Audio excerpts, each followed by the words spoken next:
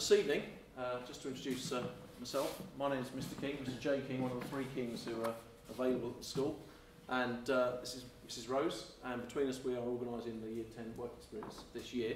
So if you have any queries, the email addresses are up there, and obviously just J. King and Rose at the school address, or if you don't remember those, just ring the office. And I think you've already had email contact with Peripay regarding work experience, as some things need to get started round about now, even though the actual work experience doesn't happen until May.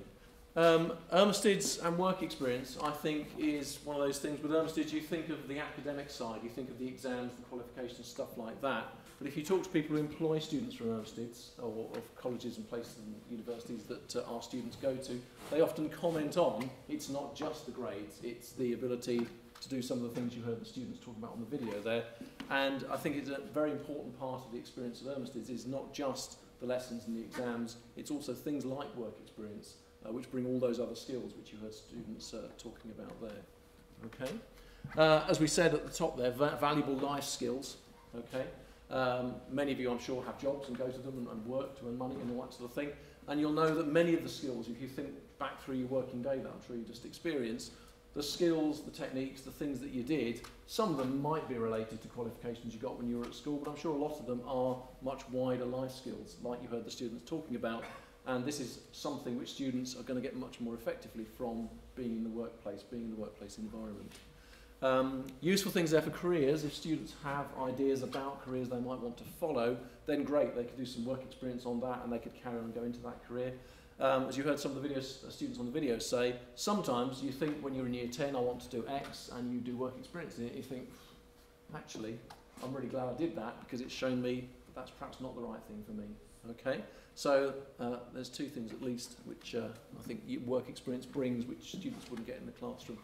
A couple of other things to do. Many of you I've recognised from teaching learning evenings. We've talked about things like active learning, the kind of hands-on actual problem-solving learning that you do in the workplace is something we try and provide students with in school, but obviously they're going to get much more effectively from work experience. And something which is getting a lot of press now, you hear it on books, on it, and all sorts of things, is resilience.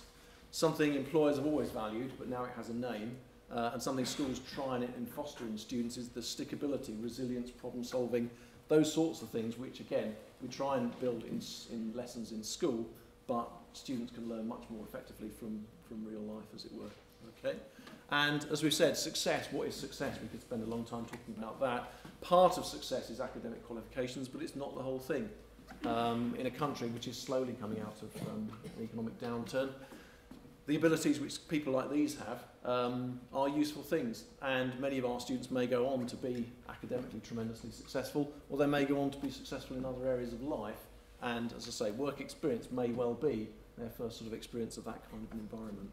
Okay. Just look at the kinds of things students have done in the past. We put this list together not at random, but from the kinds of places that students from Urmsted's have been to in the past. So if you recognise any of those things as things you're interested in, then we have employers in this area who have taken our students on work experience in the past. And again, recognise some of these logos from the local area.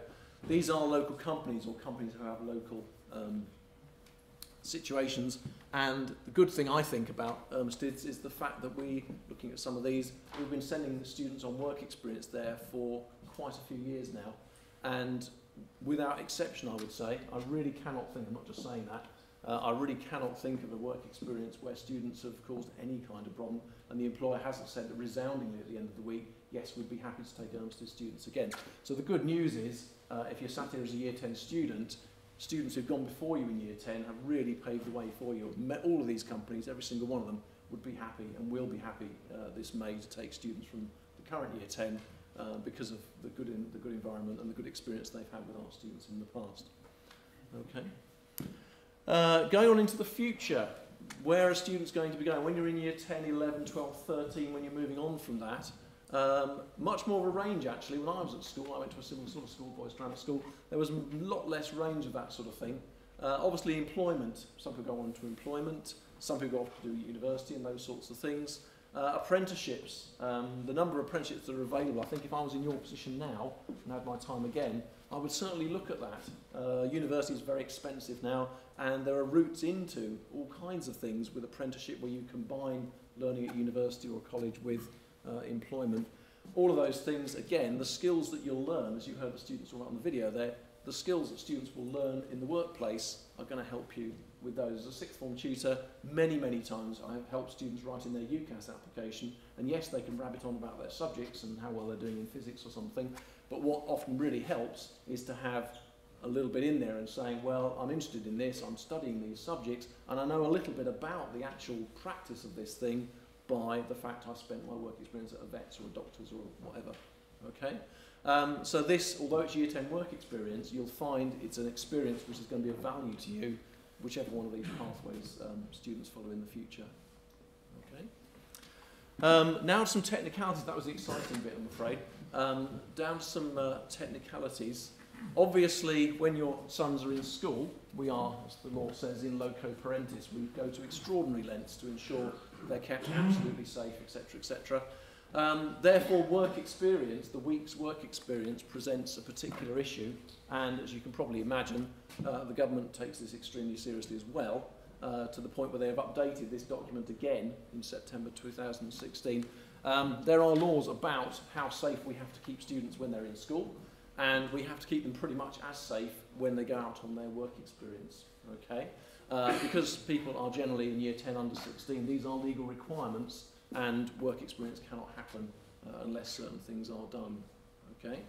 For that reason, we contract to a company called Changing Education, who will undertake that side of it for us. They will CRB check the people that your son will be working with. They will check that the environment is a safe one, all sorts of health and safety and stuff like that. So Changing Education, the company who produced the video you watched this, at the start, basically do two things. They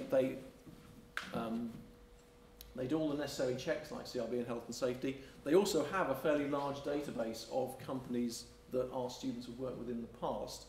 So if you've tried to find, if you're particularly interested in civil engineering or something, and you've drawn a blank, you haven't been able to find a company around here, we can actually use their database to identify particular companies. There may be ones you haven't heard of, and you can then write to them or ring them up or something. So it's a twofold process. One of them is an absolutely essential requirement, the legal side of it, the health and safety, the CRB. They do all that for us so that we are confident that every student's placement, they're going into a safe, in every single sense of the word, environment for them to go in. Okay? In order for that to happen, then we have this target, obviously, which is date for your diary, which is the 15th and 19th of May. Seems a long time away, but there's quite a lot of things that need to happen for that reason. As I said, all the bits of paper have to be in place, all the I's and T's have to be dotted and crossed, otherwise we simply cannot allow students out. And they'll have to, the zero option is they have to spend a week in school doing work experience with a physics teacher. Yeah, exactly. So we've often found that useful in the past. Students are a bit slow in organising a placement, and suddenly they have this vision of spending their week work shadowing me, and all of a sudden they find a work placement and get forms signed like you wouldn't believe. So it seems a long time away, but as I say, it's an important time, and it's got to be done properly. Okay. Number of key things. Basically, this is what the students on the video were talking about. The best thing comes if students they know of companies, or they've, through the family, perhaps they've got experience of them, or they've looked them up locally and made contact with them. All these things about making contact with a company, sending them your CV, as it said, ringing them up there, and finding these placements. Changing Education will help with this, so if you cannot find a company that will do the kind of work experience you're after, then they will help. But as I said, this process needs to get on, and sometimes some blanks are drawn. You may know of a fantastic company, you may email them and they say, well, for legal reasons we can't take work experience, or when we're doing it, you know, we haven't got any space. The good thing is, actually, if we go back, that's quite an unpopular date. Many schools in the local area go for the summer term, and for that reason they find a lot of competition. And in other schools I've worked in, they do the same thing. Students ring up and say, yeah, we'd love to take you. We've got 3 students from another school in that week. I'm sorry, you can't come. This week, we don't know of any other local school that's going to work experience, so you should have an open field, and companies that are happy to take people, there shouldn't be any problems with other schools. Okay. Process, again, I'm not going to go through this because you've had an email about this sort of thing. There are a number of things that we have to do. As I say, it might seem a bit onerous. You've had some forms sent home already. But as I say, it's a very serious thing. People are under 16, and we have to make sure the process is done completely properly. Okay? So, let's put those other ones up there. This is the process we're starting on, as I said, and the main thing we need to get started on is thinking about what kind of place your son might like to go to. Putting out some feelers. The internet is fantastic now. A bit of research on there. You can probably find all sorts of things out there. And for those of you who get really stuck in terms of finding a placement, Changing Education do have a large database of places they can help with. But getting that process rolling is the reason for this evening's thing. And one of the first things we need to mention is this form. This form basically summarises the whole process and is essential. If this isn't filled out, then the process can't happen, as Mrs. Rose is going to explain. Yeah, this form is central to the process. I've already emailed this form to all the parents, and all the Year 10 boys got this as well. So this form needs to be filled by students, signed by parents, and also there is information about employers here. And this form needs to come back to school and needs to come back to me. Then I will log this form into the system, Changing Education, and this will trigger all the health and safety checks they'll have to do for us. So this form has got to come back to me. There's another form which I also sent to you, employer's letter. That employer's letter has got to stay with the employer. It's got students' contact information in it. And can I just mention that last year, students who did work experience, every student in Year 10 last year got placement. So they all did experience and they all enjoyed it. And drawing your attention as parents as well to the medical section. Obviously, if there are any issues there, employers will need to know for that. And we've summarised the process. Yeah, there are some dates here, what's going to happen later to help students to manage this process. And so we will have assembly for them on CV writing. Mrs. Lang is going to do that assembly. And then we invite, in February, we invite some parents and some business owners, some people to do interviews with our students. So they've got experience of interviews. And the deadline, the final deadline for that form, which you've just seen, is 27th of February, which is after February half term. However, if you find your placement early, if you can bring this form earlier, then great. Okay. But the final deadline is February, because obviously all the checks needs to start and ready for May work experience.